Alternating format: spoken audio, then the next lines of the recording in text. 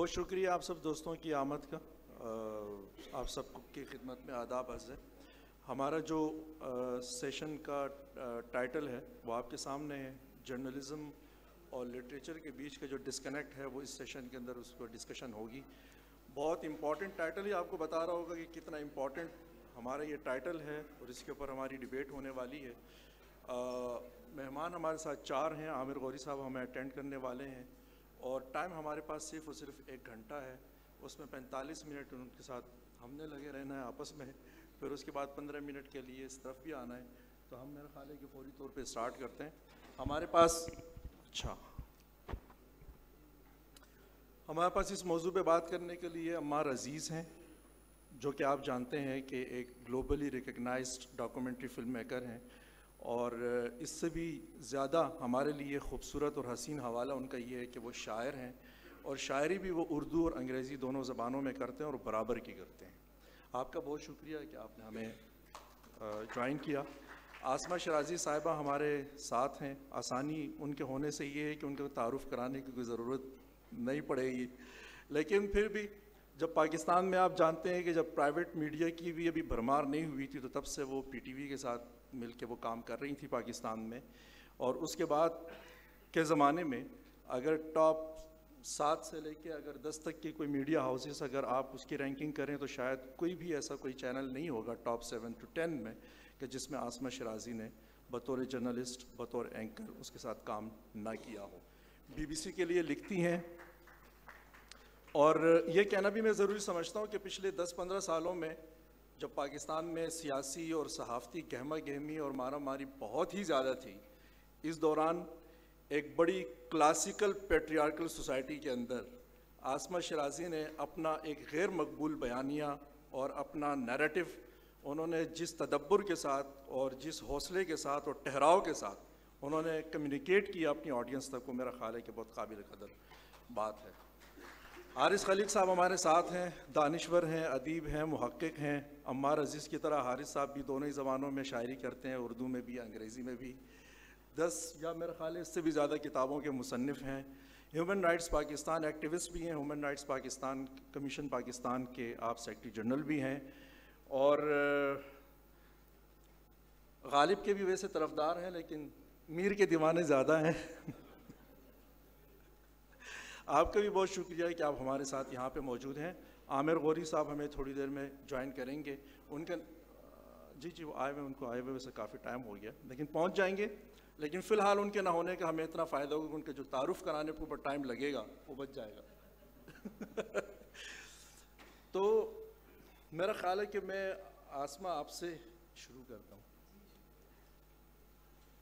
سوال آپ کے سامنے میں یہ رکھنا چاہتا ہوں کہ ظاہر ہے کہ ہمارا ٹائٹل ہمیں بتاتا ہے کہ آج ہم اس بات کا ماتم کرنے کے لیے بیٹھے ہیں کہ صحافت کے ساتھ جو ادب کا رشتہ ہے وہ کیوں ٹوٹا یا ٹوٹ گیا ہے. ظاہر ہے کہ اس کے اندر اعتراف موجود ہے کہ ٹوٹ گیا ہے.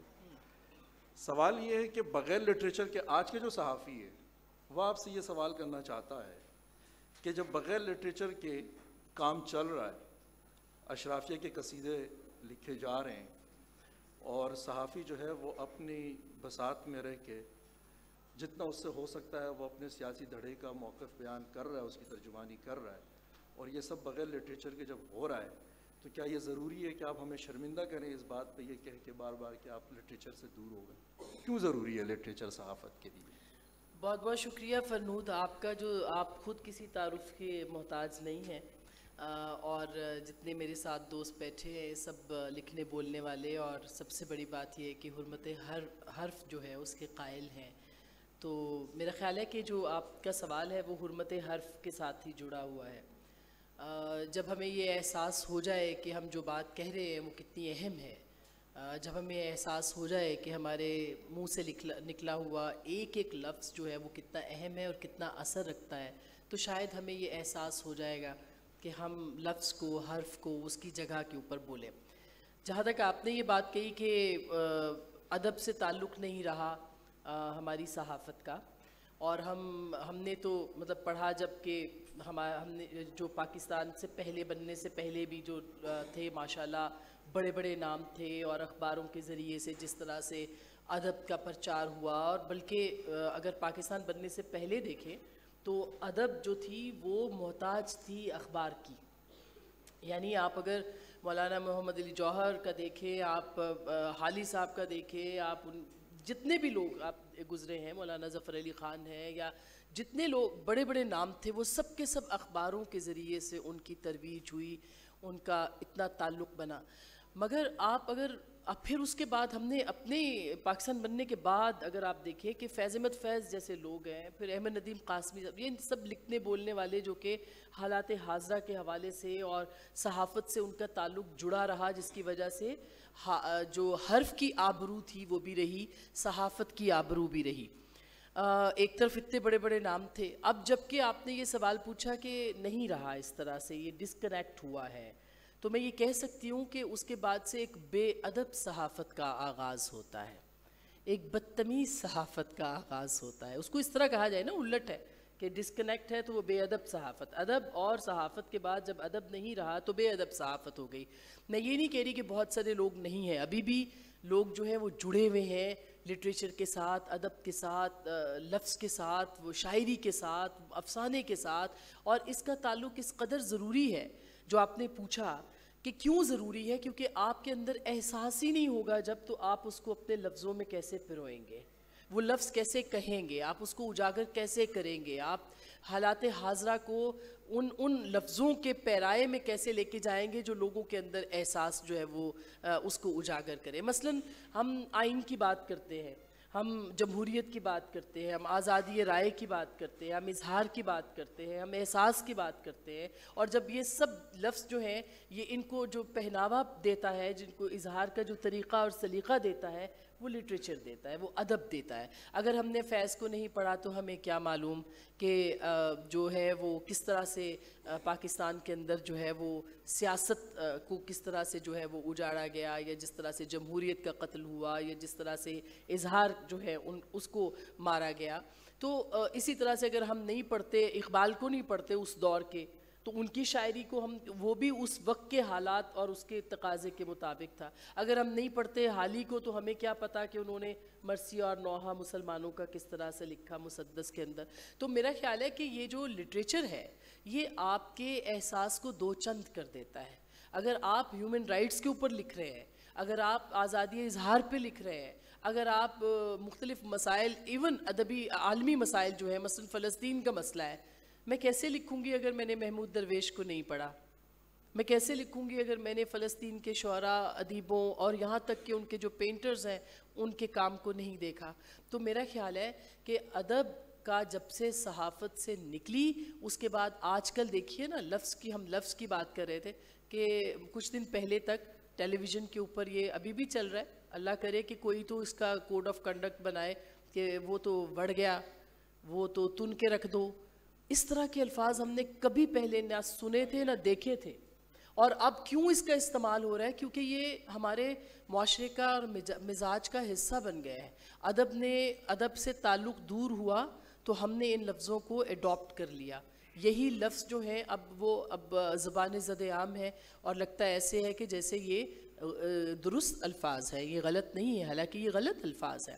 تو میرا خیال ہے کہ ادب اور صحافت جو ہے, اگر اس کو آپ نے نکالا ہے اپنی اس سے گفتگو سے, صحافت سے ادب کو نکالا ہے, تو آپ کو اظہار کا اپنے طریقہ بدل دیا, اور اظہار کا طریقہ بدلا تو آپ کی حساسیت ختم ہو گئی, احساس دور ہو گیا. احساس دور ہوا تو تاثیر جاتی رہی, تاثیر گئی تو اس کی جگہ کلوکیل عام زبان جو تھی اس نے لے لی, اور اس نے جو نقصان دیا اس کا نتیجہ یہ نکلا کہ اب ہم ٹیلی ویژن پہ, نیشنل ٹی وی پہ بڑھ گیا اور تن کے رکھ دو جیسے لفظ جو ہیں وہ استعمال کر رہے ہیں.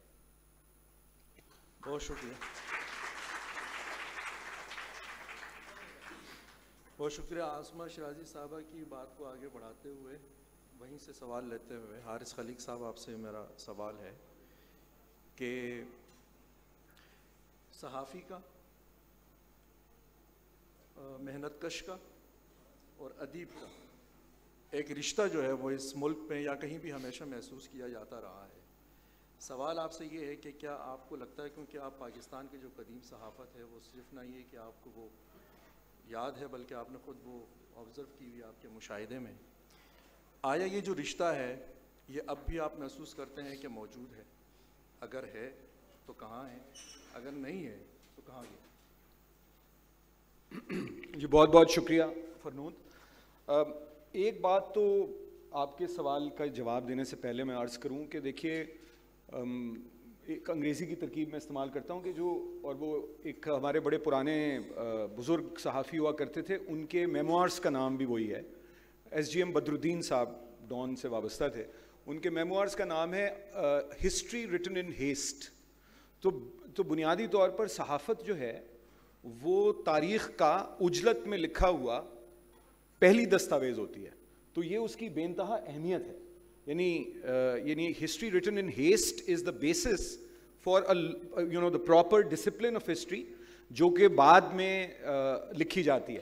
جو تاریخ ہے وہ حالات و واقعات کو, ایونٹس کو کرونیکل کرتی ہے, ہسٹری. سو صحافت جو ہے وہ فوری طور پر بیان کر دیتی ہے کہ کیا ہو رہا ہے, اور تاریخ کا جو پورا شعبہ ہے یا جو تاریخ کا پورا جو ایک علم ہے وہ حالات و واقعات کو, ایونٹس کو کرونیکل کرتا ہے. ادب پین کو کرونیکل کرتا ہے. تو یہ جو تعلق ہے نا, کہ مثال کے طور پر جو کل یہاں اوپننگ سپیچ میں افتخار عارف صاحب نے اور بھی بہت سے باتیں کی, لیکن جس چیز نے سب سے زیادہ لوگوں کو موو کیا, انہیں ہلایا, انہیں رونے پر مجبور کر دیا, وہ ایک فلسطینی شاعر کے 4 مصرے تھے. تو وہ پین کو انہوں نے یہ نہیں بتایا کہ 7,000 بچے شہید ہو چکے ہیں, 9,000 کل شہادتیں ہیں. انہوں نے صرف ایک بچے کے یا چند بچوں کے پین کو کرونیکل کرنے کا کام کرتا ہے ادب. اس وجہ سے آپ یہ دیکھتے ہیں کہ ایک ان تینوں میں, یعنی تاریخ نویسی, صحافت اور ادب, ان تینوں میں ایک بہت گہرا تعلق ہے. اور یہ جو کمپارٹمنٹلائزیشن آف نالج ہے, جو کہ ایک پوری ایک مغربی تہذیب ایک خاص سطح سے آگے بڑھی اور اس نے مضامین کو, شعبوں کو, زمروں کو توڑ کے دیکھنا شروع کیا, تو وہ اینالائز تو کر دیتے ہیں, سنتھسائز کرنے کی صلاحیت اس تعلیمی نظام میں اور اس طریقہ کار میں, طریقہ تعلیم میں اور چیزوں کو دیکھنے کے طریقے میں نہیں ہے. ادب انہیں سنتھسائز کرتا ہے, ان ساری چیزوں کو جوڑتا ہے. تو یہ تینوں چیزیں بھی آپس میں جڑی ہوئی ہیں, یعنی تاریخ, ادب اور صحافت. اب آپ کا جو سوال ہے میں اس پہ آتا ہوں کہ, اور ویری کوئکلی, کہ بالکل یہ رشتہ ٹوٹا ہے. پاکستان میں جتنی کامیاب تحریکیں چلی ہیں بنیادی حقوق کی, جمہوری حقوق کی, شہری حقوق کی اور معاشی حقوق کی جتنی تحریکیں چلی ہیں, وہ ساری, ان میں سے جتنی تحریک ویسے کبھی ناکام نہیں ہوتی, اپنا اثر ضرور چھوڑ جاتی ہے, مگر جو ان میں کامیاب ترین تحریکیں ہیں ان میں شاعر, محنت کش اور صحافی کا آپس میں بہت گہرا تعلق رہا ہے. آپ 50 کی دہائی دیکھ لیں, آپ 60 کی دہائی دیکھ لیں, آپ 70 کی دہائی دیکھ لیں, آپ 80 کی دہائی دیکھ لیں. 80 کی دہائی کے بعد سے یہ ٹوٹ پھوٹ شروع ہوئی ہے, اور اس میں ایک بہت بڑا مسئلہ یہ ہے کہ ہم نے کوشش کی ہے کہ پاکستان میں, یعنی پاکستان میں ریاستی سطح پر یہ باقاعدہ ایک کوشش رہی ہے کہ لوگوں کو منظم نہ ہونے دیا جائے, اور اگر وہ کہیں منظم ہیں تو انہیں ان کی تنظیموں کو توڑ پھوڑ کا شکار بنایا جائے. تو اس وقت تو پی ایف یو جے کے حالات آپ سب کے سامنے, ایک مثال دے رہا ہوں, اور بھی تنظیمیں ہیں, صحافیوں کی تنظیم, یعنی Pakistan federal union of journalist, اس کے دھڑے دیکھ لیں, اس میں مسائل دیکھ لیں, کن مسائل سے وہ گزرے ہیں. اور پھر ٹریڈ یونینز کے سلسلے میں جو محنت کش کی بات ہے, دیکھیے ٹریڈ یونینز ہوتی تھیں, اور پاکستان میں جب سب سے زیادہ انڈسٹریل پروڈکشن تھی اس وقت سب سے کامیاب کلیکٹیو بارگیننگ ایجنسیز تھیں, ٹریڈ یونینز تھیں. تو یہ ہمیں ایک پروپیگنڈا کیا جاتا ہے کہ اگر مزدور منظم ہو گئے تو وہ کام چوری کریں گے, کام نہیں کریں گے. جو نمبرز ہیں, جو ہماری معاشی ترقی کے جو شماریے ہیں, یعنی شماریات ہیں, وہ اس کے بالکل برعکس ہے. تو پاکستان میں مزدوروں کا, محنت کشوں کا صرف 1% سے کم یونینائزڈ ہے. تو محنت کشوں کی تنظیمیں نہیں ہیں, صحافیوں کی تنظیمیں مشکلات کا شکار ہیں, ادیبوں کی تنظیمیں, انجمن ترقی پسند مصنفین, شروع میں ہی پاکستان میں اس پہ پابندی لگ گئی تھی. حلقہ ارباب ذوق بہرحال موجود رہا, لیکن وہ ان کی ایک اور طرح کی جو نظریات مختلف رہے.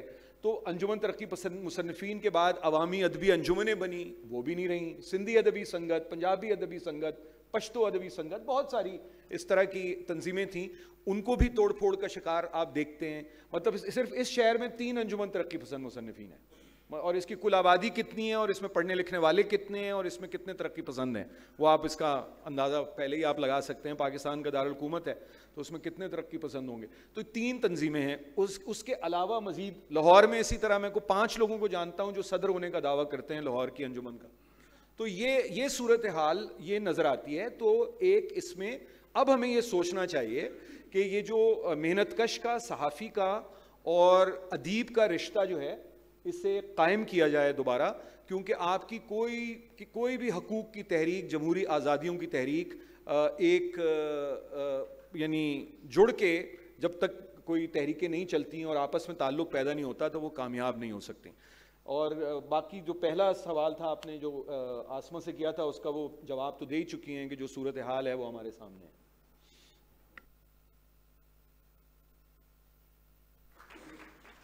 بہت شکریہ.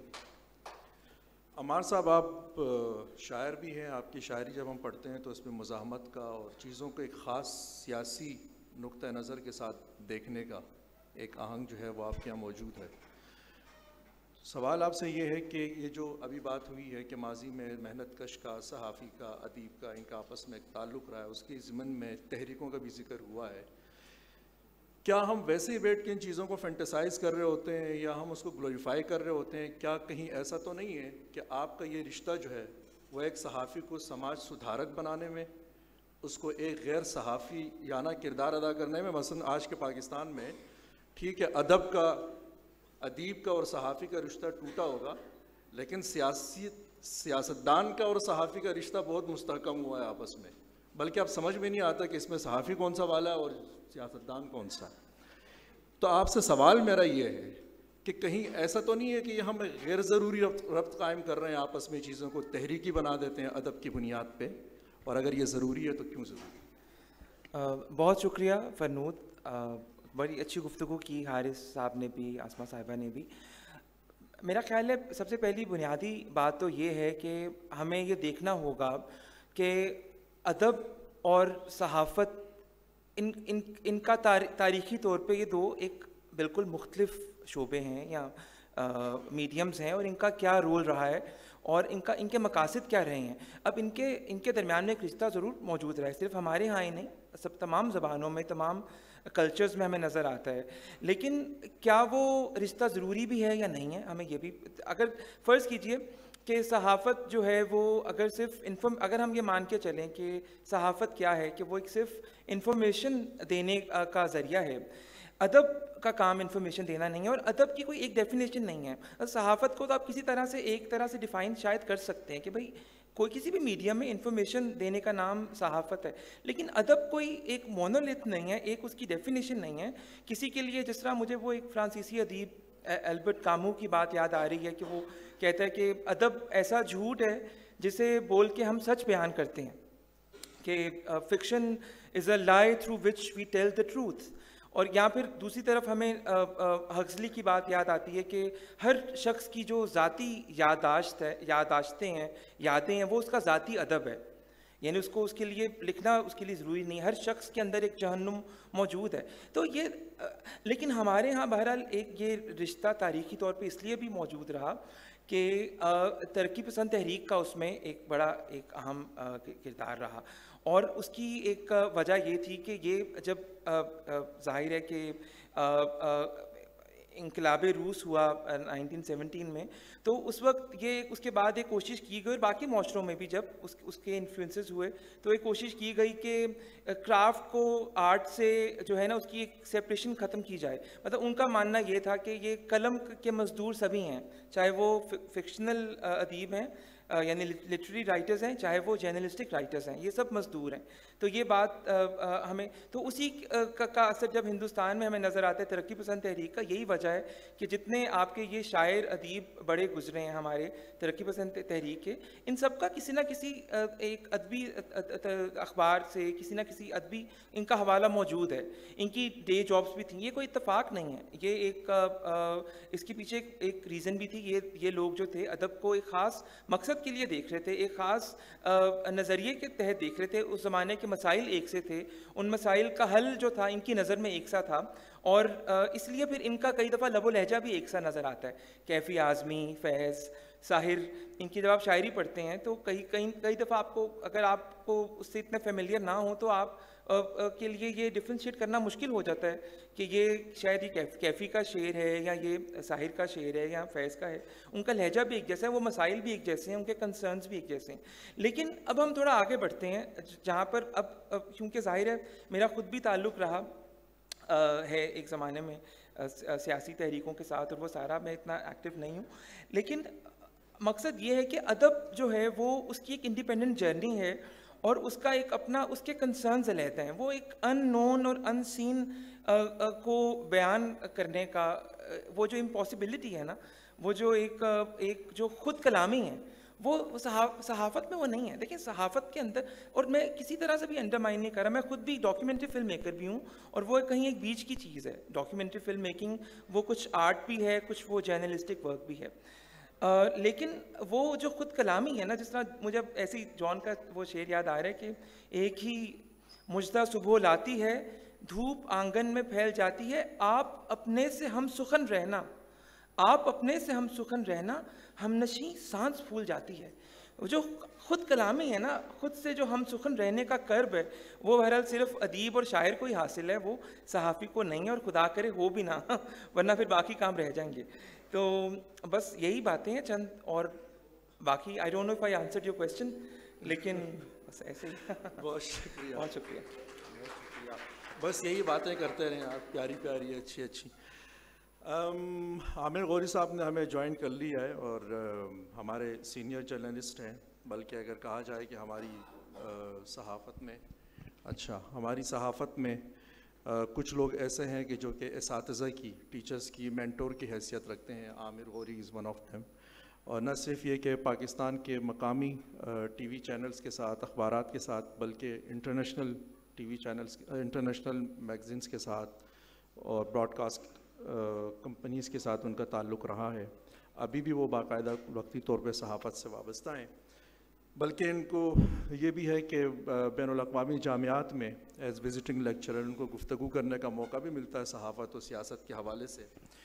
آپ کے سامنے 3 ہمارے گیسٹ نے جو گفتگو کی ہے، اس سے میں ایسا محسوس ہوتا ہے کہ جیسے یہ ڈسکنیکٹ کچھ جرنلزم کا اور ادب کا نہ ہو، یہ سوسائٹی کا اور ادب کا ایک ڈسکنیکٹ جو ہے وہ پیدا ہو چکا ہوا ہے. عمار صاحب نے بھی آلموسٹ یہ بات کی ہے، آسمہ شیرازی صاحبہ سے بھی یہی امپریشن ملا، حارث صاحب نے بھی. پھر حارث صاحب نے ایک جملہ دہرایا کہ ادب جو ہے، صحافت جو ہے وہ ایک جلدی میں لکھا ہوا ایک ادب ہے، تاریخ ہے. اگر میں یہ سوچ رہا تھا کہ جو ڈیجیٹل میڈیا کا دور آ گیا ہے، اب مجھے ایسا لگ رہا ہے کہ یہ تاریخ کچھ زیادہ ہی جلدی میں لکھی جا رہی ہے، اور اس کی وجہ سے ایک ڈسکنیکٹ جو ہے وہ سوسائٹی کا اور ادب کا بڑھتا چلا جا رہا ہے. اس ڈسکنیکٹ کو ختم کرنے کے لیے صحافت کوئی کردار ادا کر سکتا ہے. فنود، first of all thank you very much, اور آپ سب لوگوں کو السلام علیکم. میرے تینوں دوستوں نے جو بات کی ہے، دیکھیں میں یہاں بیٹھ کے جرنلزم یا لٹریچر کا نوحہ تو نہیں پڑھ سکتا، لیکن یہ دونوں چیزیں جو ہیں یہ ایک ایسے معاشرے کے اندر پنپ سکتی ہیں جو پڑھا لکھا معاشرہ ہو. ہم بحیثیت قوم ایک جاہل معاشرہ ہے. اگر فرض کیا آپ کے جو نمبرز ہیں، میں یہاں دہرا کے اپنے آپ کو بحیثیت قوم شرمندہ نہیں کرنا چاہتا، لیکن اگر فرض کیا جو فگرز ہمیں دیے جاتے ہیں وہ جھوٹے ہوں، اگر 24 کروڑ کے ملک کے اندر اخبار 5000 بکتا ہو، کتاب 500 چھپتی ہو، بہت بڑے صحافی، بہت بڑے لکھاری، کتاب کتنی چھپی؟ انہوں نے کہا وہ سائن کر کے دے دی یار، آدھی سائن کر کے دے دی، آدھی بھی دوستوں کو تحفے میں دے دی، بکی شاید 35 ہیں. تو اس صورت میں یہ کہنا کہ جو ڈسکنیکٹ ہے I look at the whole situation slightly differently. دیکھیں ایک تو صحافی جو ہے اس کی میرے نزدیک دو جو ہیں بیسک ڈیفینیشنز ہیں. ایک تو وہ جو ہے سب ایکسیپٹیبل ہے کہ صحافی کون ہوتا ہے, وہ واچ ڈاگ ہے پبلک انٹرسٹ کا. لیکن اگر وہ صحافی جو ہے وہ اس نے کچھ محنت کی ہے تو وہ بیسیکلی کنیکٹ کر رہا ہوتا ہے عوام کو پاورفل لوگوں کے ساتھ, اس لیے کہ اس کی ایکسیس ہوتی ہے پاور کوریڈورز تک. اور پھر اگر وہ شوق رکھتا ہے یا رکھتی ہے تو پھر وہ گلیوں میں بھی پھرتا ہے پھرتی ہے, تو عوام کو بھی جانتا ہے, یہ جانتی ہے, تو وہ ایٹ لیسٹ بتا سکتی ہے یا بتا سکتا ہے لیڈرز کو کہ یہ معاملہ کہاں تک پہنچا ہوا ہے جو آپ باتیں کر رہے ہیں وہ عوام. لیکن میں آپ کو بتاؤں, دیکھیں اصل جو پچھلے کچھ عرصے سے ہوا یہ ہے کہ کتاب تو آپ نہیں خرید رہے, لیکن جو ڈیجیٹل ٹیکنالوجی ہے اس نے کتاب کو آپ کی جیب تک تو لے کے آئی ہے. ٹھیک ہے, تو اگر آپ کتاب پڑھنا چاہتے ہوں تو پڑھ لیں, ٹھیک ہے, لیکن اس میں صورت یہ ہے کہ درمیان میں ڈسرپشن آ جائے گی. آپ ایک کتاب پڑھ رہے ہیں ڈیجیٹل پلیٹ فارم پہ, کسی امپورٹنٹ یا ان امپورٹنٹ شخص کا فون آ جاتا ہے, تو آپ کی جو فوکس ہے وہ ڈیفینیٹلی ٹوٹے گا. لیکن یہ جو بات ہے, دیکھیں مجھے اس طرح لگتا ہے جب ہم اس طرح کی ڈبیٹ کرتے ہیں کہ لٹریچر جو ہے وہ کہاں تک پہنچا ہے اور جرنلزم جو ہے وہ اس کو پروپیگیٹ کر رہی ہے یا نہیں کر رہی ہے, یاد رکھیں کہ فیض جو ہیں وہ ایک صحافی تھے.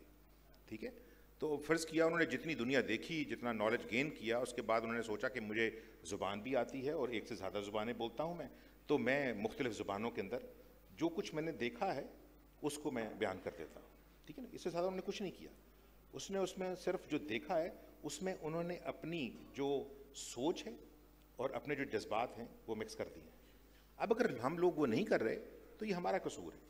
لیکن ابھی بھی بہت سے صحافی ہیں جو کتابیں لکھ رہے ہیں, ان کی کتابیں چھپ رہی ہیں, پڑھی بھی جاتی ہیں, اور اگر فرض کی کتابیں نہیں ہیں تو وہ کالم لکھ رہے ہیں.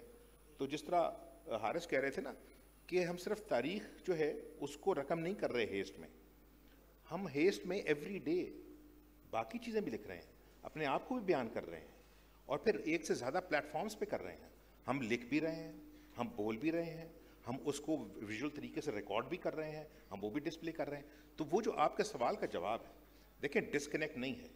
ناؤ ٹیکنالوجی کی وجہ سے سارے کا سارا معاشرہ جو ہے وہ اس وقت لکھاری ہے اور وہ صحافی ہے. اس کی جیب میں ٹیلی ویژن ہے, اس کی جیب میں ریڈیو ہے, اس کی جیب میں کتاب ہے. وہ لکھنا چاہتا ہے تو وہ لکھتا ہے. ایک ایک شعر, یہ جو بات کر رہی تھی نا آسما, I do not basically put ایک ایسا مارک کہ کون سا بندہ کیا زبان استعمال کر رہا ہے. وہ بندہ وہ زبان استعمال کر رہا ہے جو ہم سارے استعمال کر رہے ہیں. تو اگر آپ اس لفظ پہ نہ دیکھیں, اس کی جذبات کو انڈرسٹینڈ کریں کہ جب وہ کہہ رہا ہے کہ پروگرام بڑھ گیا ہے, تو یہ پورا ملک بڑھ چکا ہے. ٹھیک ہے, کسی نے میرے سے پوچھا کہ غوری تم اب جو باتیں کرتے ہو اس میں مایوسی کی بڑی جھلک آتی ہے, تو مایوسی تو گناہ ہے. میں نے کہا یہ کسی اور نے کہا تھا. میں بہت گناہ گار آدمی ہوں, میں اتنا گناہ گار آدمی ہوں کہ مجھے اب جو ہے اس سال میں اس سال 60 سال کا ہو گیا ہوں. کنفیوشس نے کہا تھا کہ 60 سال کی عمر میں بندہ پیدا ہو جاتا ہے, تو پیدا تو میں ہو گیا ہوں. مجھے یہ پتہ لگ گیا ہے کہ جتنی دنیا میں نے دیکھی ہے, اور صرف not boasting, but I've been to 90 countries. I've been to Gaza. I've been to Kosovo. I've been to Bosnia. I have lifted people's parts in my hands. تو جو پین ہے لوگوں کا یا جو غریب آدمی کا پین ہے, میں صرف پرسوں کی بات بتاتا ہوں. رات 3 بجے, یعنی میں اسلام آباد کے ایک بہت ہی بزی دن میں جو کراسنگ ہے, روڈ کراسنگ, اس پہ رات کو 3 بجے صرف رکا ہوں. 1 سیکنڈ کے لیے ڈر گیا کیونکہ شیشے کے اوپر ایک چھوٹے سے ہاتھ نے ٹھپ ٹھپ کیا. وہ بچہ مجھے نظر نہیں آیا, یعنی صرف ہاتھ نظر آیا اس کا, اینڈ میں ایک دم ڈر گیا. میں 3 بجے میں نے کہا یار ہم ویسے ہی ڈرے ہوئے لوگ ہیں, راول پنڈی قریبی ہے, تو اس وجہ سے میں نے جو اوپر سے دیکھا تو وہ اتنا چھوٹا بچہ تھا. اور پھر میری نظر کی کہ اس طرح کے 3-4 بچے اور بھی کھڑے ہوئے رات کو 3 بجے اسلام آباد میں, وہ مانگتے پھر رہے ہیں. اینڈ آئی سیڈ کہ یار نیوکلیئر کنٹری, یہ پروگریس وہ پروگریس, ورلڈ بینک, IMF. تو اس صورت میں جب میں یہ دیکھ رہا ہوں کہ جو ڈسکنیکٹ ہے, دیکھیں ہر بندہ جو ہے نا وہ اپنی کہانی بیان کر رہا ہے, اور سب سے اچھی بات یہ ہے کہ ہم ان لوگوں کی کہانیاں زیادہ سن رہے ہیں, زیادہ دیکھ رہے ہیں, زیادہ سن رہے ہیں. पढ़ रहे हैं, ठीक है ना। तो मेरा ख्याल है कि अब जो लिटरेचर है वो हमारी तरह के चंद लोगों के पास नहीं है जो हो सकता है ऑक्सफोर्ड या कैम्ब्रिज में गए हों या बर्कली या हार्वर्ड से पढ़े हों, ठीक है ना। अब लिटरेचर जो है वो उन लोगों के पास है जिनके लिए हम लिटरेचर प्रोड्यूस नहीं कर सके। तो जो डिस्कनेक्ट है वो हमारा है पढ़े लिखे लोगों का इस पाकिस्तान से, जो इन सर्टन केसेस 95% अनपढ़ है, जहां आप लोगों को, औरतों को वोट ना डालने दें, जहां हम औरतों को स्कूल ना जाने दें। 50% आबादी जो है अगर हम उसको रोक कर रखेंगे तो ये मुल्क कैसे तरक्की करेगा। अगर उनको हम नौकरी ना करने दें, पढ़ी लिखी औरतों को जॉब ना करने दें कि मुआशरा इजाज़त नहीं देता, तो मेरा ख्याल है कि आई थिंक ये डिबेट अच्छी है, लेकिन मुझे नाउमीदी अपने आप से है। लोग अब बोलना शुरू हो गए एंड दे हैव मीन्स, ठीक है ना। तो डिस्कनेक्ट नहीं है। आई थिंक वो लोग जो हैं कल का पाकिस्तान वो है, तो अपनी कहानियाँ उस तरह बयान कर रहे हैं जिस तरह उनको बयान करनी चाहिए थी। हमें ये चाहिए थोड़ा सा मीडिया का ये रोल होना चाहिए। जर्नलिज्म जो है वो थोड़ा सा पीछे रह गया है, ब्रॉडकास्टिंग ज़्यादा इंपॉर्टेंट हो गई है। तो कि जो लोग उन इलाकों में जो पाकिस्तान है, जो यहाँ से 2.5-2.5, 3-3, 400 मील दूर हैं, उनके लोगों को भी सुने। वहाँ भी लिटरेचर लिखा जा रहा है। Brilliant literature is being produced in Saraiki area, in Balochistan, in frontier. Why? Because they're facing those problems of the people first hand, and then वो उसके ऊपर जो है उसको शुगर कोट नहीं करते। हमें उन तक पहुंचना है और उसके बाद बताना है कि पाकिस्तान क्या सोच रहा है। शुक्रिया।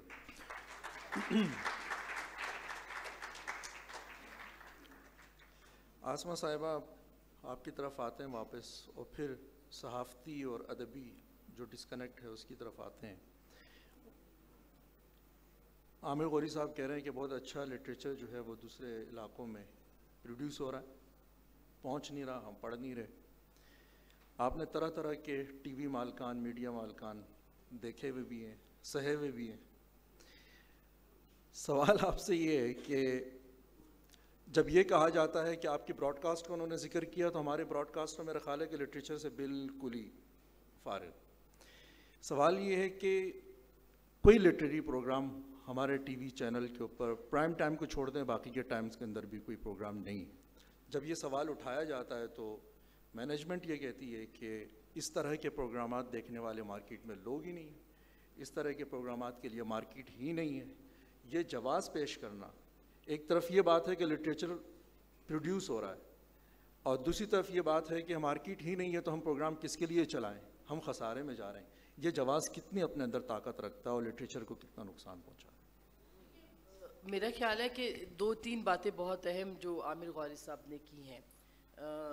ये कहना कि उन्होंने ये कहा कि हमारा डिस्कनेक्ट बिल्कुल नहीं है, यही आपने कहा है या कहा है कि है? मेरा ख्याल है कि हमारा डिस्कनेक्ट नहीं है, मगर हम लोगों की आवाज़ को अच्छे अंदाज में पेश करने में नाकाम हुए। अगर मैं आपके जवाब पे आऊँ और आमिर साहब की बात के ऊपर भी करूँ, उसके ऊपर भी मैं आती हूँ कि क्यों जो मालकान हैं वो किस तरह से मैनिपुलेट करते हैं अपने एजेंडास को। अब माज़रत के साथ अगर कोई प्रॉपर्टी टाइकून का चैनल है तो मुझसे कैसे कहेगा कि फैज़ की बात करो जाके? वो मुझसे कैसे बात करेगा कि कहेगा कि आप जमहूरियत की और ये बता दें किस फैज़ की बात हो रही है। हाँ, और वो मुझे कहेगा कि फैज़ की बात करो, मगर फैज़ अहमद फैज़ की बात ना करो। तो और अगर कोई घी बनाने वाला चैनल है या कोई अगर कोई साबुन बनाने वाला चैनल है तो वो मुझे क्यों कहेगा कि आप बैठ के जो है वो आज़ादी राय की बात करें और आप आइन की बात करें और जमहूरियत की बात करें? वो कहेगा जी मैं बिजनेसमैन, मैंने पैसे कमाने हैं, मुझे रेटिंग से मतलब है, या मुझे उसके एजेंडाज या उनके जो, मैं सबकी बात कर रही हूँ, मैं किसी एक चैनल की बात नहीं करी, सिवाय 1-2 चैनल्स के मैं मजमूई तौर पे सभी की बात कर रही हूँ, क्योंकि अब सब उसी धारे में बह रहे हैं कि रेटिंग आएगी, इश्तिहार आएगा और उसके बाद जो है वो आपका कारोबार जो है वो चलेगा। तो यहाँ पर सहाफ़ी उठा लिए जाते हैं, कलमकार उठा लिए जाते हैं अगर वो बात नहीं सुनते। यहाँ पर जो है वो सहाफ़त बिक जाती है, इश्तिहार बंद हो जाते हैं अगर आप कोई सच्ची बात कह दें। हम किस मुआशरे की बात करें, किस उस दौर की बात करें? मैं پھر بھی میں نا امید نہیں ہوں. میں آپ کو بالکل دل سے بتا رہی ہوں کہ 2002 میں کم از کم میں نے صحافت کا آغاز کیا ہے. اس بیچ میں ایک مارشل لاء تھا اور اس کے بعد سے مارشل لاء تو ختم ہو گئے, نہ جمہوریت اس ملک میں آئی, ہم نے بلکہ آمریتیں بھی دیکھ لی, ہم نے فسطائیت بھی دیکھی اور ہم فسطائیت دیکھ بھی رہے ہیں. تو میں نے ایک دفعہ پہلے بھی یہ کہا تھا کہ آمریتوں میں ہمارے قلم نے لکھنا سیکھا تھا, فسطائیت میں ہم نے لکھنا نہیں سیکھا. اور فسطائیت بھی کس دور کی, آپ فسطائیت کہاں آپ دیکھیے. فسطائیت صرف اس لیے یہ نہیں کہ حکمرانوں کے اندر فسطائیت, یہ نہیں کہ اسٹیبلشمنٹس کے اندر فسطائیت آپ کے معاشرے کے اندر جو ہے وہ پنپ رہی ہے. آپ اس کے درمیان میں رہ کے آپ کو لکھنا ہے اور آپ کو بولنا ہے. تو میرا خیال ہے کہ یہ سب سے بڑا ہم جو آواز کو پینٹ نہیں کر پا رہے ہیں, ہمارا جو آج کا جو عام آدمی ہے جس کے ساتھ ڈسکنیکٹ ہمارا ہے, ہم اس کے الفاظ کو پہنچا نہیں رہے لوگوں تک, ہم اس کی بات کو نہیں پہنچا رہے ہیں. اور اس میں سب سے بڑا جو ہرڈل ہے وہ بالکل ماننا پڑے گا کہ وہ ہمارے جب مالکان کے ایجنڈاز آ جائیں گے, جب ہماری صحافت کے اندر, نیوز رومز کے اندر جو ہے وہ آپ کو ڈکٹیٹ کرنے والا ڈائریکٹر نیوز نہیں ہوگا بلکہ آنر ہوگا, اور اس کے ایجنڈاز کو پروٹیکٹ کرنے والے جرنلسٹ اینکرز یا جرنلسٹ نہیں ہوں گے, یا اخبار کے اندر ایڈیٹر نہیں ہوگا, تو پھر کون ہوگا؟ وہ ہوگا جو مانگے ہوئے لفظ بولتا ہے, جو کسی کے سوچ کو آگے پہنچا رہا ہے, جو کسی کے کہی ہوئی بات کو صرف پہنچانے کا ذریعہ ہے تاکہ اس کے بعد جو ہے وہ بلیک میلنگ ہو سکے. لیکن اس کے باوجود میں یہ سمجھتی ہوں کہ پچھلے کچھ عرصے میں میں تو حیران ہو گئی. میں آپ کو بتاؤں, فرنود کے مادری زبانوں کا یہاں پہ ایک ہوتا ہے میلہ, اور وہاں میں ملی مختلف لوگوں سے. وزیرستان سے آئے ہوئے ایک شخص نے وہاں کے حالات پہ جو شاعری لکھی ہے, جو گفتگو کی انہوں نے, میں حیران ہو گئی کہ اسی مٹی, اسی ملک کا وہ باسی ہے جو کہ وہ تمام درد کو پینٹ کر رہا ہے, لیکن ہم اس کو اپنے ٹی وی چینلز پہ اور اپنے اخباروں کے اندر جگہ دینے کو تیار نہیں ہے. بلوچستان میں آپ یقین مانیے کہ خزدار, وارڈ اور یہ جتنا ایریا ہے, اگر آپ اٹھائیں وہاں پہ آپ کو اتنے صحافی ملیں گے جو وہاں کی زبان میں لکھتے ہیں, بولتے ہیں, ان کی بات کرتے ہیں. مسنگ پرسنز کا درد, جو لاپتہ افراد کا جو درد ہے, ویسے تو پورا دیش ہی لاپتہ ہو چکا ہے اس وقت, لیکن ان کا جو لفظ, ان کا درد ان کے لفظوں میں ہے. میرا نہیں خیال کہ مین سٹریم میڈیا کے اندر کوئی بھی صحافی اس کو پینٹ کر سکتا ہے, اس کا اظہار کر سکتا ہے یا اس کی بات کر سکتا ہے. تو ڈسکنیکٹ ہمارا ہماری مٹی سے ہے, ڈسکنیکٹ ہمارا ان اوریجنل, خالص اور بالکل جسے کہنا چاہیے زمین سے نکلے ہوئے افکار کے ساتھ ہے, جن کے ساتھ جڑنا ہمیں ضروری ہے. اور ایک آخری بات میں کہہ دوں, سیاستدان جب مٹی سے دور ہو جاتا ہے, عوام سے دور ہو جاتا ہے, وہ سیاست نہیں کرتا, وہ پھر طاقتور حلقوں اور مقتدر حلقوں کی سیاست کرتا ہے.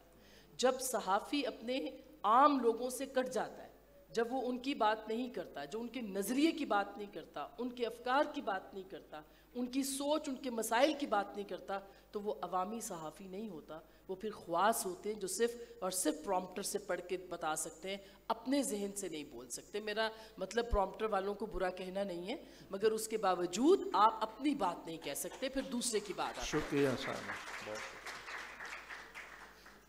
غوری صاحب, آپ 2 منٹ میں جو آپ نے دینا تھا اس پہ کمنٹ. 1.5 منٹ میں ختم کر لیتا ہوں. منٹ کر لیں تو زیادہ. دیکھیے, میں نے دوبارہ بات کی, ایک کانسیپٹ ہے کرسچینٹی میں فلیجلیشن کا. وہ لوگ جو ہیں اپنے آپ کو زنجیروں سے مارتے تھے, شاید اپنے ذہن کے اندر کہ انہوں نے کوئی گناہ کیا ہے. ہم سارے لوگوں نے پچھلے 20 سال میں ایک بہت بڑا گناہ کیا ہے, پرنٹ جرنلزم کو چھوڑ کے براڈ کاسٹنگ جوائن کرنے کا. مجھے یاد ہے جس وقت ہم نے پہلی ٹیلی ویژن سٹارٹ کیا ایئر بائی, میں اس کا پہلا انچارج تھا. سوال یہ ہے جو میں کہنا چاہ رہا ہوں صرف 1.5 منٹ میں کوئکلی. دیکھیں, ٹیلی ویژن جو ہے it's primarily picture, it is not word. جو ہم دکھا رہے ہیں یہ ویژول ریڈیو ہے. مطلب اگر آپ اپنے گھر میں بیٹھے ہوئے ہیں اور آپ کے ساتھ والے کمرے میں ٹی وی چل رہا ہے تو آپ کو پتہ ہے کہ شیخ رشید بول رہا ہے, آپ اس کو دیکھنا چاہتے ہیں دیکھیں, سننا چاہتے ہیں سنیں, اپنے کمرے میں بیٹھے ہوئے. لیکن جو اصل بات ہے وہ یہ دیکھیں, ایک ایسے ملک میں جہاں پہ باقی مینز آف انٹرٹینمنٹ نہ ہو, یعنی سنیما نہ ہو, ٹھیک ہے نا, 3 فلمیں بنتی ہیں تو 36 پروگرام ہو جاتے ہیں کہ فلم ریوائیو ہو رہی ہے اس ملک میں. تو بھائی سنیماز نہیں ہیں, ٹھیک ہے نا. تو اگر فرض کیا سنیما نہ ہو, تھیٹر نہ ہو, لائبریریز نہ ہو, لوگ اس طرح کی ایکٹیویٹیز میں انوالو ہونا نہ چاہتے ہوں, تو ٹیلی ویژن آپ کے گھر کے اندر ایک موقع دیتا تھا آپ کو کہ چلیں ٹھیک ہے آپ نے 2-3 گھنٹے ضائع کرنے ہیں. اگر وہ ضائع ہونے شروع ہو گئے ہیں, اگر 7 بجے سے لے کے 12 بجے تک وہی 3 لوگ 4 سکرینز پہ نظر آئیں گے اور بتائیں گے کہ ملک کے حالات کیسے ہیں اور کیسے ٹھیک ہو سکتے ہیں, تو پھر میرا خیال ہے لوگ آہستہ آہستہ ٹیلی ویژن دیکھنا بھی چھوڑ دیں گے. تو جو تھوڑا بہت آئیڈیا ہے نا کہ ہم شاید کچھ کنٹریبیوٹ کر سکیں گے ان میننگ فل, جس طرح آسما بول رہی ہیں چونکہ لکھتی بھی ہیں, دیکھیں ہم لوگوں کا بولنا لکھنا جو ہے نا, مالکان ہمیں تنگ نہیں کر سکتے, مالکان نے پیسے کمانے ہوتے ہیں, کچھ نہیں ہوتا ان کو ریٹنگ شیٹنگ کا. ان کو یہ بیچاروں کو پتہ نہیں ہوتا کہ رات کو 3 بجے ان کے چینل پہ کیا چل رہا ہے, انہیں یہ نہیں پتہ ہوتا کہ صبح 7 بجے کا چل رہا ہوتا ہے, دوپہر کو 2 بجے کا چل رہا ہے. انہیں صرف یہ پتہ ہوتا ہے کہ 8 بجے کا چل رہا ہے اور 10 بجے کا چل رہا ہے, سرٹن کیسز میں 7 بجے بھی اور 11 بجے بھی. ان کو یقین کریں, ان کو کوئی فکر نہیں ہے کہ باقی 20 گھنٹے کیا دکھا رہے ہیں, آپ اس میں دکھائیں جو کچھ.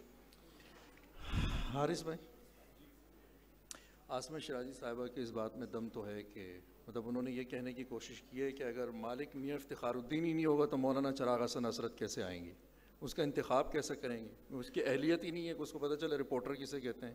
اور جب وہ کسی رپورٹر کو ہائر کر لیتا تو بیسیکلی اس نے اپنے لیے ایک منشی ہائر کیا ہوا ہوتا ہے, اور جس کو پروجیکٹس دے رہا ہوتا ہے کہ میری زمینوں کو سنبھال لیں, میرے ٹماٹر کے ٹرک گزر رہے ہیں اس کو تھوڑا سا دیکھ لیں. کہنے کا مقصد یہ ہے کہ یہ بات بھی بالکل درست, اگر میاں افتخار الدین نہیں ہے اور لیل و نہار بھی نہیں ہے, روز بھی نہیں ہے, اور آج کے دور میں ہم جی رہے ہیں, یہ جو مالکان ہے اس کے خلاف کوئی مزاحمت کی کوئی شکل ہے؟ جو آپ حضرات ہی جو میڈیا سے وابستہ ہیں, جو بہت بڑی طاقت ہیں, آواز ہیں, سول سوسائٹی ہیں, مزاحمت کار ہیں, شاعری میں بھی, کالموں میں بھی, کتابوں میں بھی, کوئی طریقہ ہے اس مزاحمت کا کہ ان کے خلاف مزاحمت کی؟ دیکھیے اس کا جواب تو میرا خیال ہے کہ آسما اور عامر کو دینا چاہیے, چونکہ میں تو عامل صحافی نہیں ہوں اور کالم نگار ضرور ہوں, لیکن جو عامل صحافی ہیں ان کی بڑی جدوجہد اس ملک میں رہی ہے. لیکن ایک جو موضوع کی طرف اگر ہم اس طرف آئیں کہ بالکل ظاہر ہے آواز اٹھائی جانی چاہیے, مگر آواز تو اٹھا رہے ہیں لوگ, اٹھاتے بھی ہیں, ایسا نہیں ہے, اثرات بھی مرتب ہوتے ہیں. لیکن ایک ظاہر ہے کہ سرمایہ داری نظام کی ایک خاص شکل, ایک اجارہ دارانہ سرمایہ داری نظام جو ہے, مونوپلی کیپٹلزم, وہ اپنے عروج پہ ہے اور اس نے ہر شعبے پر اس کا تسلط ہے. تو ظاہر ہے اس کے لیے میں نے پہلے جب آپ کا پچھلی سوال کے جواب میں نے عرض کیا تھا کہ جب تک کوئی تحریک نہیں بنتی, اور وہ تحریک اسی وقت بنے گی جب محنت کش صحافی اور ادیب اکٹھے ہوں. اور ادیب جب میں کہتا ہوں تو دیگر فنون سے وابستہ لوگ بھی, جو پینٹرز تھے, آرٹسٹ تھے, کارٹونسٹ تھے, یہ سارے مل کے انہوں نے یہ ساری تحریکیں چلائی ہیں. لیکن ایک میں تھوڑی سی بات جو عمار نے کہی ہے اس کو میں تھوڑا سا یعنی بات کو آگے بڑھاؤں گا. میں مکمل طور پہ ان سے اختلاف نہیں کرتا, کیونکہ ان کی بات درست ہے کہ ترقی پسند تحریک نے بہت اثرات مرتب کیے, مگر آپ نے چراغ حسن حسرت صاحب کا نام لیا, یا انتظار حسین صاحب بھی کل وقتی صحافی تھے.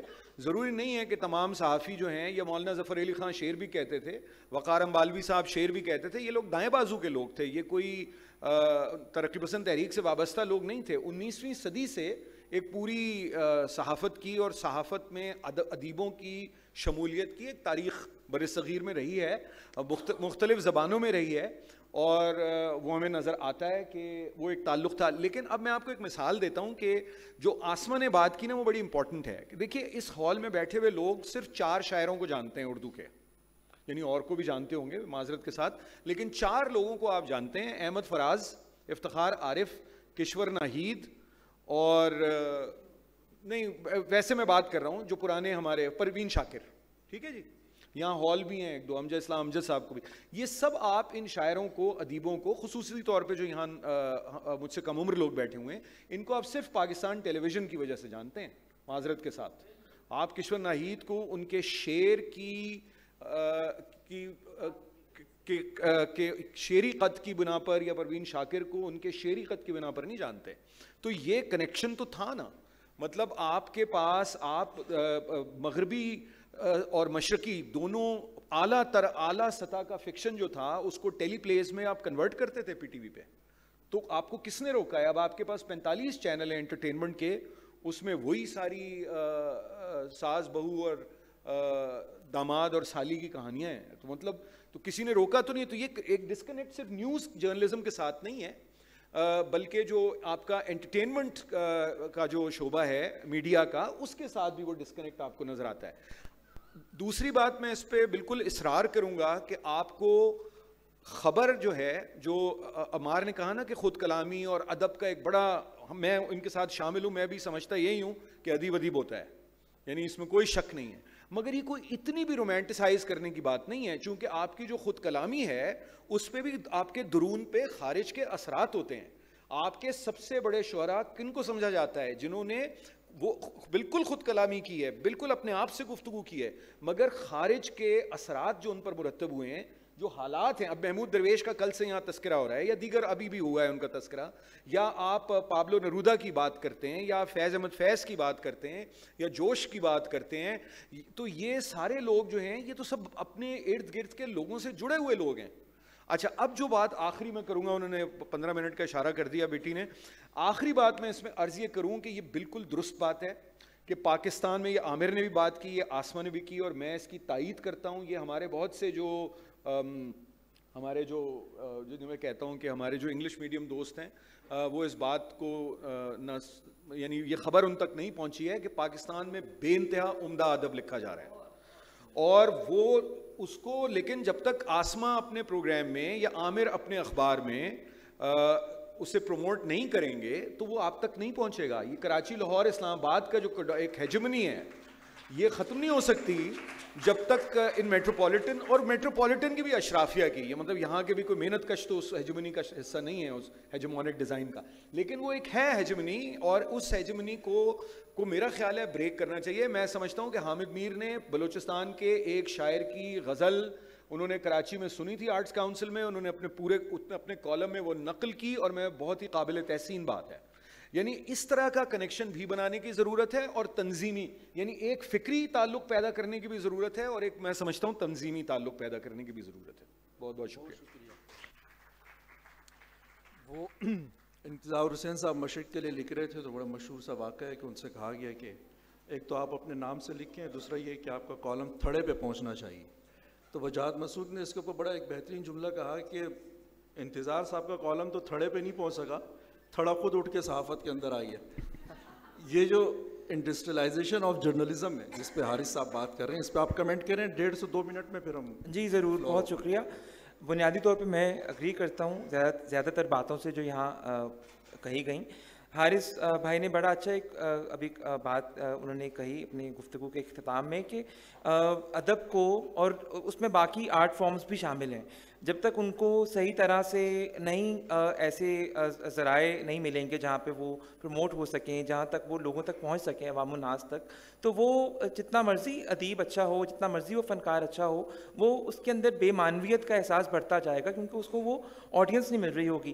جس طرح ایک ایگزامپل ہے ادب سے ہٹ کر اس سے, لیکن اتنا بھی ہٹنے والی بات نہیں, کیونکہ کلاسیکل موسیقی کی اگر ہم بات کریں کہ ایک صدیوں سے یہ ہمارے ہاں ایک یہ فن موجود ہے, اور بہت کم لوگ ہیں پاکستان میں جو اس پر ابھی کام کر رہے ہیں. ایک ہمارے دوست سامنے ہی بیٹھے ہیں, شریف اوان صاحب, تہذیب فاؤنڈیشن کے, اب یہ ان میں سے ایک ہیں, چند لوگوں میں سے, مطلب I am pointing them out for a reason کہ بھائی پاکستان میں 1-2 لوگ ہیں شاید جو اس فن کو آگے لے کے چل رہے ہیں, کیونکہ ریاستی ادارے اس پر کام نہیں کر رہے. اسی طرح ادب کی جب ہم بات کرتے ہیں, اور اس میں this also includes electronic media, کہ آج کل ایک ورڈ بہت سننے کو ملتا ہے, اور بہت سارے نوجوان شاید یہاں پر ہوں بھی جو خود کو آئیڈینٹیفائی کرتے ہوں کہ بھائی ہم کانٹینٹ کریٹرز ہیں. اب جو کانٹینٹ آپ بنا رہے ہیں, ویژول کانٹینٹ, وہ کوئی آرٹ فارم نہیں ہے.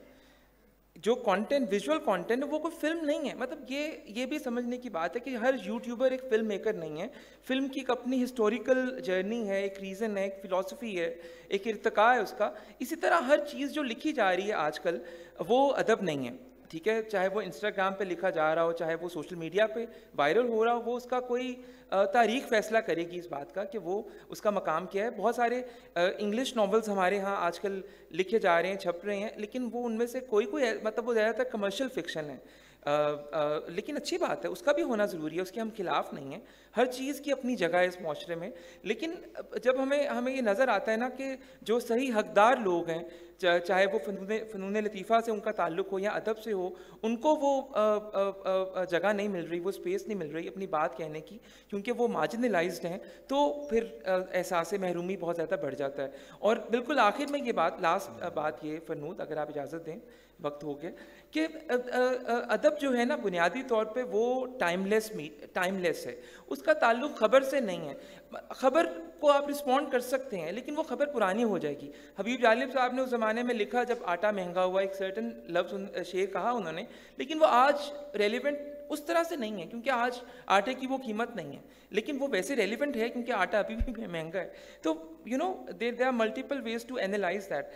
لیکن جو خبر ہے وہ پرانی ہو جاتی ہے اگلے روز. ادب جو ہے وہ ٹائم لیس رہتا ہے, اس کا وہ وقت کی اس قید سے آزاد ہے. اسی طرح اس کو ادیب پہ یہ پریشر نہیں ہونا چاہیے. وہ سمانہ راؤ ایک ہماری دوست ہیں انڈیا میں, ایکیڈیمک اور شاعر, وہ کہتی ہیں کہ ایک لٹ گلٹ کا ہم شکار ہیں. ایک گلٹ ہے جو ہمارے یہاں کے گلوبل ساؤتھ کے لوگوں کو, اکثر ہمارے شاعروں ادیبوں کو ویسٹرن ریڈرز اور پبلشنگ ریویونگ اسٹیبلشمنٹ ہم سے یہ ایکسپیکٹ کرتی ہے کہ ہم سوشل ایشوز پہ لکھیں, صرف کہ سماجی رویوں پہ, سماجی موضوعات پہ ہم لکھیں یا فلم بنائیں. ہمارا داخلی as if we don't have mental health problems, as if we are not concerned with sexuality, as if we are not concerned with any other subjective issues. ایسا تو نہیں ہے نا, ہمارے بھی وہ سب مسائل ہیں جو کسی بھی انسان کے آفاقی. جی بہت شکریہ. بہت شکریہ عمار بھائی, تھینک یو سو مچ. آپ سب دوستوں کا بہت شکریہ. اور میرا خیال ہے کہ ابھی جہاں پہ بات پہنچی ہے یہاں سے بھی بہت ساری باتیں ہونی ہیں. عامر غوری صاحب نے کہا ہے کہ ہم نے گناہ کیا ہے کہ ہم پرنٹ میڈیا سے توبہ طائب ہو کے آگے نکل گئے. یہ بات بھی ڈیبیٹیبل ہے. عاصمہ شیرازی صاحبہ نے کہا ہے کہ ہمارے جو مالکان ہیں چیزیں ان کے کنٹرول میں ہیں, لیکن خود صحافی کیا کر رہا ہے, خود اخبار نویس کیا کر رہا ہے, یہ بات بھی ڈیبیٹیبل ہے. اسی طریقے سے آپ ڈیجیٹل میڈیا کی انہوں نے بھی بات کی ہے کہ وقت طے کرے گا کہ ڈیجیٹل میڈیا پہ جو کانٹینٹ کریٹ ہو رہا ہے آیا وہ ادب میں شمار ہوگا نہیں ہوگا, تاریخ فیصلہ کرے گی. ظاہر صحافت کے اندر یہ بحث رہی ہے اور شاید اب جا کے ختم ہو رہی ہے کہ ایک اخبار نویس, ایک صحافی جو اپنی ایک تحریر لکھتا آیا کہ وہ کوئی ادبی شہپارہ کہلایا جا سکتا ہے یا نہیں کہلایا جا سکتا, ڈیبیٹیبل ہے.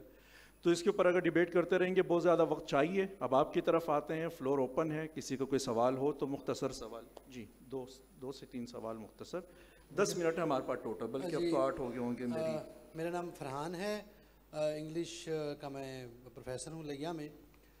کہا گیا ہے کہ ادب سے لٹریچر کو نکال دیا جائے, صحافت سے لٹریچر کو نکال دیا جائے. تو میرا سوال یہ ہے کہ اگر آپ صحافت سے لٹریچر کو نکال دیں گے تو وہ بے ادب بنے گی صحافت یا غیر ادبی صحافت بنے گی؟ دوسری بات یہ ہے کہ ابھی بعد میں بات ہوئی اس پہ, ڈیجیٹل پہ یا میڈیا جب آیا ہے, الیکٹرانک میڈیا پہ بات ہوئی ہے, آپ نے کہا کہ بے ادب ہو گئی ہے بات. تو آج جو میرے کچے کا جو ایک یوزر ہے جو موبائل پہ دیکھتا ہے خبریں, اس کو تن کے رکھو گی تو سمجھ آئے گی, لیکن اگر آپ کہیں گے کہ کسی پہ عرصہ حیات تنگ کر دیا گیا تو اس کو تو سمجھ نہیں آئے گی. اور اسی طرح اگر آپ صحافت میں زیادہ ادب کو لے آئیں گے تو میرے خیال سے اب دیکھ لیں کہ وجاہت مسعود صاحب کی ریڈرشپ کتنی ہے اور جاوید چودھری کی ریڈرشپ کتنی ہے. تو میرا بنیادی سوال یہی ہے کہ جرنلزم سے اگر آپ لٹریچر کو نکال دیں گے تو وہ بے ادب بنے گا یا غیر ادبی ہو جائے گا؟ بہت شکریہ. میرا خیال ہے کہ آپ کے پہلے سوال کا جواب عاصمہ شیرازی دے چکی ہیں اور دوسرے سوال کا جواب غوری صاحب آلریڈی. جی وقت کا احساس ہے, مگر ایک چھوٹی سی بات میں آپ کو کروں کہ ایسا نہیں ہے کہ لوگ اچھی بات نہیں سننا چاہتے. دیکھیے ہو کیا رہا ہے, ہم پبلک اوپینین کو فالو کر رہے ہیں, ہم پبلک اوپینین میکنگ نہیں کر رہے ہیں. اور ہم جب فالو کرتے ہیں تو ہم کہتے ہیں کہ جی فلانا کیا سننا چاہتا ہے اس کے مطابق پیش کرو. جب ہم میکنگ کرتے ہیں, ہم رائے بناتے ہیں, تو ہم وہ کہتے ہیں جو درست ہے اور اس کو کہنا پڑتا ہے. اور اس میں ایک چھوٹی سی بات اور عرض کروں گی. آپ یقین مانیے کہ ہم فردوس عاشق اعوان صاحبہ کی بڑی اچھی ریٹنگ ہے اور بہت سارے لوگوں کی ہے, ان کو لوگ دیکھتے ہوں گے, لیکن جب میں نے سیدہ عارفہ ظاہرہ کو بلایا تو ان کو لوگوں نے کہیں زیادہ اچھا دیکھا اور کہیں زیادہ اچھا سمجھا. اس کا مطلب یہ ہے کہ لوگ سننا چاہتے ہیں اچھی بات کو, کہنا چاہتے ہیں اچھی بات کو, مگر ہم ان کو پلیٹ فارم. عامر صاحب صرف 20 سیکنڈ میں دیکھیں, پھر یہ ہمارا قصور ہے جو ہم لوگ شہروں میں رہتے ہیں اور بڑے شہروں سے پڑھ کے آئے ہیں، تو جس وقت تک ہم سمجھیں گے نا کہ بعض شاعر بڑے ہیں یا بعض ادیب بڑے ہیں، تو اس وقت تک ہم چھوٹے علاقوں کے ادیبوں تک تو نہیں پہنچیں گے. تو ظلم اس ملک میں ختم نہیں ہوا، جبر ختم نہیں ہوا، لیکن اس کا مطلب یہ نہیں ہے کہ فیض اور حبیب جالب ہی ہیں. تو آپ کی جو سوال کے جواب میں، اگر فرض کہ ہمیں نسیم لیا کا پتہ نہیں ہوگا کہ وہ کیا لکھتے تھے، یا ہمیں بابا نجمی کا پتہ نہیں ہے کہ وہ کیا کہتے ہیں. مجھے صرف ایک دفعہ یاد ہے، میں نے کہا عید پہ ہمارے پہ بڑا پریشر ہوتا تھا کہ اسپیشل پروگرام کریں، کسی ایکٹرس کو بلا لیں، ایک دو لوگوں کو. تو میں نے بابا نجمی کو بلایا اور ان سے میں نے کہا وہ آپ نے نظمیں لکھی ہیں جبر کے خلاف، تو اس کا جو شعر تھا ایک وہ، اور چونکہ بار بار ماشاء اللہ ہوتا ہے اور جب نہیں آتا تو پھر ماشاء اللہ ہوتا ہے، تو اس میں انہوں نے صرف یہ کہا کہ ایک شعر تھا کہ مشرف صاحب کے بارے میں جب وہ آئے تھے 99 میں، انہوں نے لکھا تھا کہ لمے ڈیرے لانا لینا جرنل جی، لمے ڈیرے لانا لینا جرنل جی، اس ملک نو جفا پانا لینا جرنل جی. تو وہ میرا خیال ہے وہ بیچارہ چھوٹا غریب شاعر، میرے خیال میں وہ بہت بڑی سٹیٹمنٹ تھی. ہمارا کام ہے کہ ہم ان تک پہنچے جہاں لوگ لکھ رہے ہیں. جی السلام علیکم سر. میرا سوال آسمہ صاحبہ سے اور تھوڑا سا کوچی سر عامر صاحب سے. میڈم آپ نے کہا کہ ادب اور جیسے آپ تن کے رکھ دو یا وڑ کے یا اس طرح کے ٹرم استعمال کر رہی تھی، تو جب ہم میرے خیال میں اس کا جو خلا ہے نا وہ آپ لوگوں کا ہی چھوڑا ہوا ہے. جب آپ ساتھ ساتھ کتابیں 0 پوائنٹ کے نام سے شائع کر دیں گے تو گئے دنوں کے سورج بھی کوئی اتنا نامعقول عنوان نہیں تھا.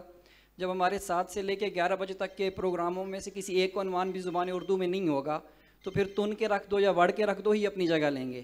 تو آپ کو نہیں لگتا کہ ادب کی وراثت کا ترکہ آپ کے ہتھے ہیں، اور جب ہم مریں گے یا ہم جب مر رہے ہوں گے اپنی نسل کو ہم، باقی آپ نے محرومیوں کا رونا رویا، پابندیوں کا رونا رویا، ساری باتیں بجا ہیں، عامر صاحب بھی یہی فرما رہے تھے، لیکن ہم کم از کم خالص زبان تو اپنے لیے چھوڑ سکتے ہیں جو ہم اپنی وراثت کو دے کر جائیں. مثلا میں ایک سرائے کی ہوں، بھکر سے آیا ہوں، میں 3 کی بجائے ایک وقت کھا کے بھی رہ سکتا ہوں، اور ہم پہلے بھی ایسے ہی رہ رہے ہیں سرائے کی الحمدللہ. تو اگر میرے پاس کچھ بھی نہیں ہے میں پھر بھی رہ جاؤں گا، لیکن اگر میرے پاس زبان نہ بچی تو میں کیا کروں گا؟ تو آپ کو نہیں لگتا کہ جب ممتاز مفتی علی پور کا ایلی لکھتے ہوئے سر علی پور کا ایلی لکھتے ہوئے جب انٹروورٹ اور ایکسٹروورٹ استعمال کرے گا تو اس کا پہلا انٹرویو کر کے اپنی پہلی تحریر شائع کرنے والا جاوید چودھری ساتھ کتابیں 0 پوائنٹ کے نام سے ہی لکھے گا؟ تو آپ کو نہیں لگتا کہ ہم نے زبان کو اردو اور انگلش کے بجائے اردش بنا کے اپنی وراثت کا کباڑہ کر دیا ہے؟ اسما جلدی سے جواب. میں بس بالکل آپ نے صحیح کہا کہ ہمیں ضرورت ہے کہ ہم یا تو ایک زبان میں بات کریں. میری تو انگریزی اچھی نہیں ہے تو مجھے مجبوری میں اردو بولنا پڑتی ہے، مگر اب وہ مجبوری میری محبت بھی بن گئی ہے کہ میں پنجابی بولتی ہوں گھر پہ، مگر ہم نے اپنی جو اردو تھوڑی بہت سیکھی ہے حارث خلیق جیسے دوستوں سے، تو اس کی وجہ سے ہمیں اردو سے محبت ہو گئی ہے. تو میں آپ کو بالکل آپ کی بات درست ہے. اگر ہم یہ ہماری اصل میں شخصیت کے مختلف کنفیوزڈ پرتو ہیں، ہم کنفیوزڈ ہیں، ہم بحیثیت قوم ہی کنفیوزڈ ہیں، مگر اردو زبان میں بہت سارے ایسے الفاظ ہیں جو کہ باہر کی زبانوں سے اس میں شامل ہوئے ہیں، تو ہم اس کو ایڈاپٹ کر لیتے ہیں. مگر ضرورت اسی بات کی ہے کہ جہاں پر اس کا لفظ کا درست استعمال موجود ہے اور لفظ بھی موجود ہے تو اسی کو استعمال کیا جائے. اب بلڈ پریشر کو اگر میں بلند فشار خون لکھوں گی تو آپ ہی مجھے کہیں گی کہ میڈم آپ کیا بول رہی ہیں. یہ بات درست ہے. میں اس میں ایک چھوٹی سی اور بات میں فرنود کہنا چاہتی ہوں. دیکھیے ہماری ٹریننگ ہوئی ہے ریڈیو پاکستان میں، ہماری ٹریننگ ہوئی ٹیلی ویژن کے ان برہان الدین حسن جیسے لوگ اور بہت سے نام جن کو میں بھلا رہی ہوں، کہ جو ہم جب بولتے تھے تو ہمارا تلفظ درست کرتے تھے کہ دیکھیے آپ کا شین قاف درست ہونا چاہیے، یعنی جو زبان آپ بول رہے ہیں اس کے ساتھ انصاف کریں. بیسک جو بات ہے وہ ہے انصاف. بنیادی طور پر ہمیں انصاف کرنا چاہیے، لفظ کے ساتھ بھی، حرف کے ساتھ بھی، اور یہی عدل ہے، یہی انصاف ہے کہ جہاں جس کا جو وجود بنتا ہے اس وجود کے مطابق اس کو جو ہے رکھا جائے. اور یہی ہمارا المیہ ہے. اس کو جب ہم سیکھ جائیں گے، اچھا ایڈیٹر ہمارے نیوز روم میں ہوگا اور ہمارے ٹیلی ویژن چینل کے نیوز روم میں ہوگا اور وہ ڈائریکشن دے گا، تو یقین مانیے آپ کو اچھے الفاظ اور گفتگو سننے کو ملے گی. بہت شکریہ. السلام علیکم. سب سے پہلے آسمہ صاحبہ بہت بہت شکریہ اس سیشن کا، آپ سب کا. میرا تعلق ایک نجی ٹیلی ویژن سے ہے، میں مارننگ شو کرتا ہوں. آپ نے ایک بات کی اور بڑی خوبصورت بات آپ نے کی کہ جب ریٹنگ آتی ہے, ہم ٹک ٹاکرس کو بلاتے ہیں تب بھی آتی ہے, جب جس کی 2 دفعہ شادی ہو گئی ہو تیسری بار اپنے چینل پہ کروائیں تب بھی ریٹنگ آتی ہے. لیکن ریٹنگ تب بھی آئی ہے جب ہم ان لوگوں کو لے کر آئے ہیں جن کو کسی نے نہیں دیکھا ہوا. آپ نے بڑی خوبصورت بات کی, چینل کے جو مالکان ہیں, یقیناً میں نام نہیں لے سکتا, ان کو 8 اور صرف 10 بجے کی فکر ہوتی ہے, باقی کیا چل رہا ہے کوئی اتنی زیادہ فکر نہیں ہوتی. لیکن پھر بھی میرا سوال آپ سے یہ ہے کہ جیسے میں تو اتنا بڑا نام نہیں, بہت چھوٹا نام ہے, کچھ بھی نہیں, کوئی نہیں جانتا, لیکن جب مارننگ شو کیا ایک چینل سے نہ کی کیونکہ میں وہ نہیں کرنا چاہتا تھا, اسی میں سوال ہے. اور پھر میں جب دوسرے چینل گیا میں نے کہا میں انفرٹینمنٹ کرنا چاہتا ہوں, ان لوگوں کو بلانا چاہتا ہوں جن کو کسی نے نہیں دیکھا اور کوئی انفارمیشن پہنچے دوسرے تک.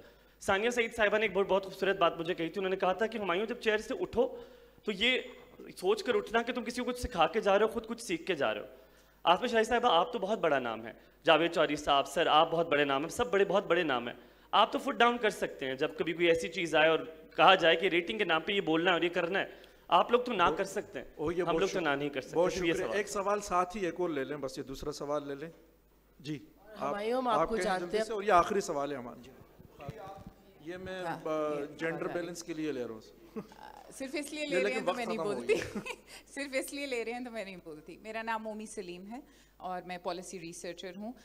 میرا سوال حارث خلیق سے ہے, جنہوں نے بڑا ایلیکوینٹلی شروع میں جو ہے وہ ایکسپلین کیا کہ کس طرح سے جلدی میں یہ لکھی ہوئی تاریخ ہے جس کو ہم جرنلزم کہہ رہے ہیں. میرا آپ سے سوال یہ ہے کہ سوشل میڈیا کے ہوتے ہوئے اس وقت فیک نیوز بہت زیادہ ہے, تو ہم اپنی ہسٹری کے ساتھ کیا کر رہے ہیں؟ مطلب ویسے تو ہسٹری ہمیشہ سے کنٹیسٹڈ ہی رہی ہے, لیکن کیا اس کا کوئی بیچ میں انٹر پلے ہے؟ Thank you. وہ سامنے پیپر کو دیکھ کے جواب دیں.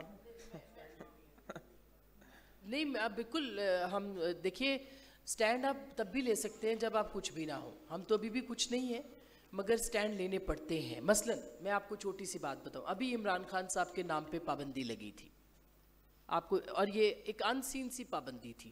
سیاسی سوال ہے, میں جواب دیتی ہوں آپ کو. تو میں نے تو اس پہ ریزسٹ کیا, بے شک میوٹنگ ہوتی رہی, مختلف چینلز پہ ہوتی رہی, ہر جگہ پہ ہوتی رہی, لیکن آپ کتنی دفعہ میوٹ کریں گے آواز کو؟ عمران خان بہرحال ایک سیاسی رہنما ہے, آپ کسی کے نام پہ پابندی نہیں لگا سکتے. تو نام لیا اور چلا بھی, اور اب سب بول رہے ہیں, اس پہ کالم بھی لکھا, اور اس کے ساتھ ساتھ اور بہت ساری چیزیں آتی ہیں جس کے اوپر آپ کو سٹینڈ لینا پڑتا ہے. مثلا آپ بہت سارے ایسے لوگوں کو نہیں دکھاتے جو میں نہیں دکھاتی جو بلاسفیمی کے اندر جو ہے وہ الزام لگاتے رہے ہیں لوگوں کو, اور ان کی لوگوں کی جانوں کو خطروں میں ڈالتے رہے ہیں. میں نہیں دکھاتی, میں نے نہیں دکھایا ایسے کچھ لوگوں کو جو کہ, اور جان کے نہیں دکھایا, جن لوگوں نے لوگوں کی زندگیوں کو خطرے میں ڈالا اور اس کے بعد وہ ہیرو بن کے بیٹھے رہے. بہت ریٹنگ آتی تھی, آپ یقین کریں میں نام نہیں لیتی, نہیں دکھایا. آپ کو کچھ فیصلے خود لینے پڑتے ہیں, اور یہ جنرل مشرف کے دور میں ہم نے تو اور بھی بہت ساری چیزیں ایکسپیرینس کی جہاں جہاں پابندیاں لگیں سینسرشپ کی. اسی وجہ سے اگر ہم سینسرشپ کو چیلنج نہ کرتے تو ہم سینسرشپ کا شکار ہوتے. اس پہ لمبی بحث ہو سکتی ہے, مجھے پتہ ہے. آخری ایک آپ کے سوال کا جواب دیکھیے, آپ جو فیک نیوز کی اور اس کی بات کر رہی ہیں, یہ بہت خطرہ ہے, تاریخ کو خطرہ ہے ہماری. ایک تو پہلے ہی ہم سیلف ڈینائل میں ہیں, ڈینائل میں ہیں, کسی چیز کا. مجھے بڑی خوشی ہے کہ کم از کم سی ڈی اے نے اس کمپلیکس کا سینٹر کا نام گندھارا پہ رکھ دیا, ورنہ تو گندھارا, انڈس ویلی سویلائزیشن, ان سب کو ہم ڈسون کرتے ہیں, مہر گڑھ کو ڈسون کرتے ہیں. مختصر عرض یہ ہے, جوش کا ایک میں شعر سناتا ہوں آپ کو, اس پہ گفتگو ختم کرتا ہوں. وہ جھوٹ بار بار جو بولا گیا ہے آج, ایک دن اسے حقیقت کبریٰ کہیں گے لوگ. یہ صورتحال ہے پاکستان. تو ہمیں کوشش کرنی چاہیے کہ ہم یہ جو فیک نیوز ہے اور یہ جو چیزیں ہم بغیر سوچے سمجھے فارورڈ کرتے ہیں, سوشل میڈیا پہ پھیلاتے ہیں, کم از کم اپنے اپنے دائرہ اختیار میں, اپنے اپنے سرکلز آف انفلوئنس میں یہ نہ کریں. بہت شکریہ, آپ دوستوں کا بھی شکریہ, آپ آزاد کا بھی شکریہ. Thank you so much.